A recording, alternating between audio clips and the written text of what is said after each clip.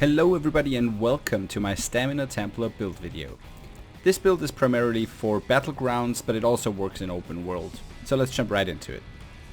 I am an orc. I think orc or wood elf are probably the best races for that kind of playstyle. We're rocking the Warrior Stone and Dubious Cameron Throne, as well as the Tri-Stat potions.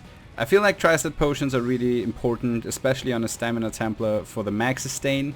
Because we need that for our extended ritual. More on that later though.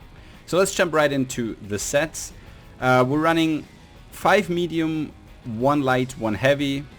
And you could probably run 5 medium, 2 heavy to get a little bit more resistances, but that is totally up to you. We're running 5 impen and 2 well fitted. The monster set I have is Bloodspawn. I really like the 1 and 2 piece on Bloodspawn. The 1 piece giving us stamina recovery, which is really nice, especially for no CP. And then the 2 piece giving us ulti and resistance is really nice. Our body set is Bone Pirate, just a max stat and recovery set. That's actually the reason why we run Dubious Cameron Throne. And I know that drink got nerfed, but it's still worth, in my opinion. On the jewelry and front bar, we run Automaton. And so the necklace is infused with stamina recovery, and then the 2 rings are protective with weapon damage. And then we have the Automaton Greatsword in Nirnhoned on the front bar.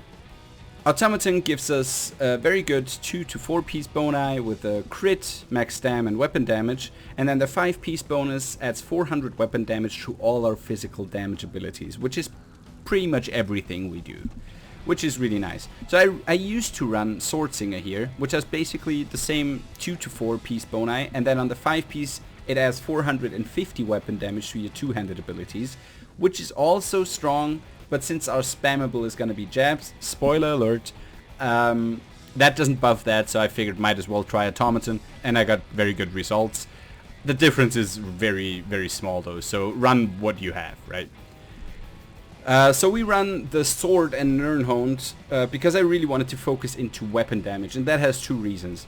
Reason number 1, I really wanted to run Onslaught, the ultimate, the 200 ultimate, and that ignores resistances, so speccing into penetration would just be a waste of a 5-piece bonus in case of Spriggans, for example. And reason number 2, I feel like a lot of people in PvP at the moment focus on non-resistance related mitigation, and what I mean by that is sets like Swift, which gives you 10% less damage taken from players, or like just the minor and major protection and all that kind of stuff. So I figured might as well go for weapon damage. It also buffs our healing, and yeah, it's just quite a good setup, I feel. I have the poison enchantment on the front bar. You can use poisons here, whatever you want. I just had the poison here, so I got it. On the back bar, we run the perfected Black Roast Bow, infused with a disease damage enchantment. And some of you might ask yourselves now, what the hell, are you dumb? You're not running a weapon and spell damage enchantment on your bow? Ha, you suck, Dumbrio. Well, yes, I do suck, that is correct. But I actually put some thought into this. And so if you run your weapon and spell damage enchantment on the back, you proc that and then you weapon swap. So you have 4 seconds to take full advantage of that, right?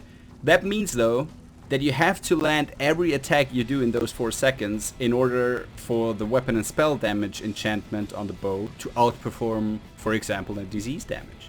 Long story short, a disease damage enchantment on the back bar is just a little more reliable in my opinion. It can crit, it does a lot of damage, it can apply to defile, so it's just really nice. Now let's go into the perfected Black Roast Bow's stats. The Scatter Shot applies damage over time effect that deals 50% of your initial attack as poison damage every 2 seconds for 4 seconds.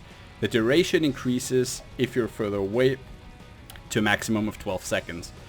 That dot you get, it's not insane, but it is quite nice. I'm just running it here because I had it. A Master Bow would probably give you a little bit more damage. I just wanted to try it. I got good results, so I stuck with it. Jumping into the skills. Skill number 1, we're running Executioner. Pretty much a no-brainer, I think. We're running the Executioner morph of this because I feel like Reverse Slice would be just a little bit of a waste since most of our abilities are single target. We're really spec'd for that. So it deals 5.5k physical damage and deals up to 350% more damage to enemies with less than 50% health. So that is quite a nice ability. Keep in mind, this is unbuffed, and the automaton buff does not show up on the tooltip, so that goes up by quite a bit.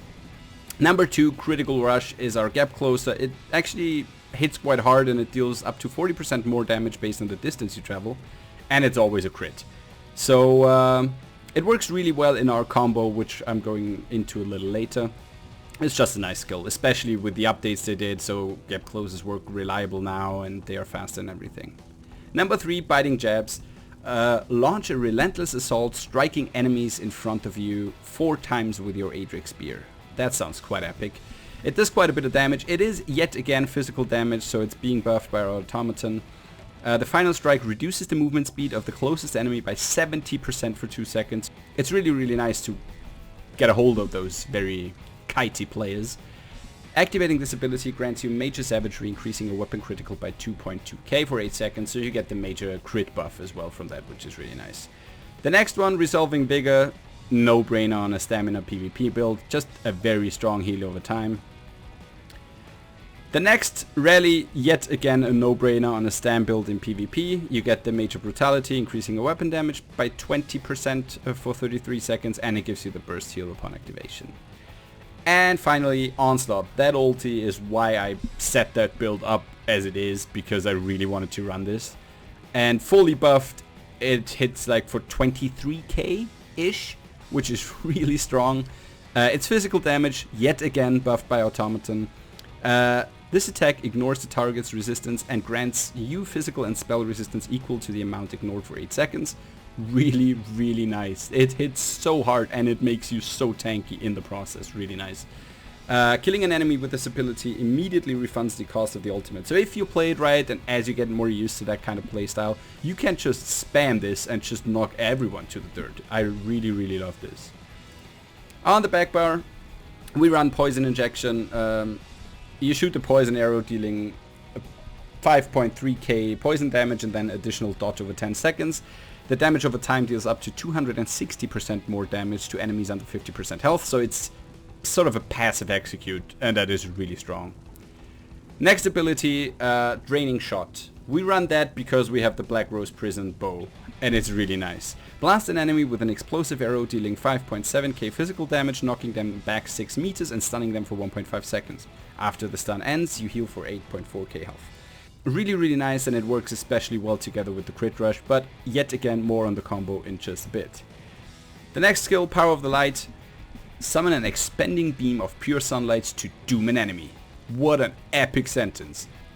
It deals 4.4k physical damage, and it copies the damage taken for 6 seconds and releasing 20% of it as an additional physical damage to them. So what that means is you apply that, it deals damage, and then for 6 seconds it just copies all the damage that guy takes and releases 20% of that as a burst after the 6 seconds end. Maximum copied damage 21k, fully buffed that goes up to about 23-24k, which means that hits about as hard as the Spectral Bow of the Nightblade, so it's really, really strong. Additionally, it also afflicts minor fracture and breach to the target, reducing their physical and spell resistance by 1.3k for 9 seconds. Really strong. The next skill is what makes Templar really, really strong in PvP.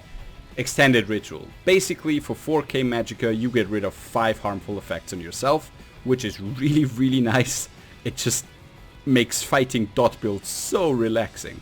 Allies can also use the synergy, cleansing themselves as well, and it gives you a heal over time. And then the final skill here is Restoring Focus. It gives us the major resistances, and it gives us 240 stamina every second.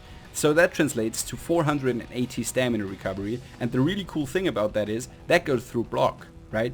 So usually when you block, your recovery is completely shut off. But that just goes through it, so you can rely on your 480 stam recovery even if you're blocking. Additionally, standing in the rune increases physical and spell resistance granted by 50%. It's nice, but we're really not taking too much advantage of that since we're not really face tanking people a lot. And then here on the back bar, the ulti is the Ballista. Summon a turret to unleash a barrage of arrows at an enemy, dealing 60k physical damage over 5.2 seconds. It just hits so hard, and it is very much part of one of our combos. Let's just jump right into our combos. Combo number 1. So you should have your buffs up, right? Rally and Rune Focus, and then you should start on your bow bar, right? So it's Power of the Light, then Poison Injection, Draining Shot, Weapon Swap, Crit Rush, and then Jabs. And then you should wait until Power of the Light explodes, and basically at the same time you should hit the Onslaught, right? So Onslaught is your last skill and your Executioner, so you refund the ulti cost. That is, you know, that takes some practice. And so if you just use the Onslaught and it doesn't kill them, you can just use the Executioner. So that is what it should look like.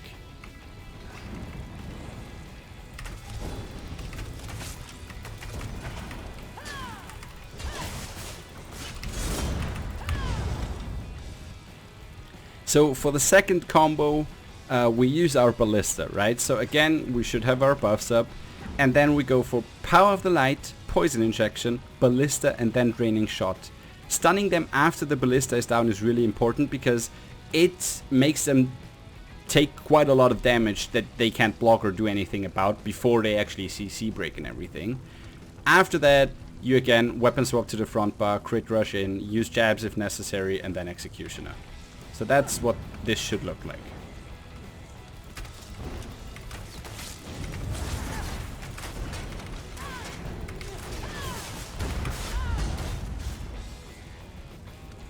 So as I mentioned, this build is primarily focused on Battlegrounds, but it also works in open world.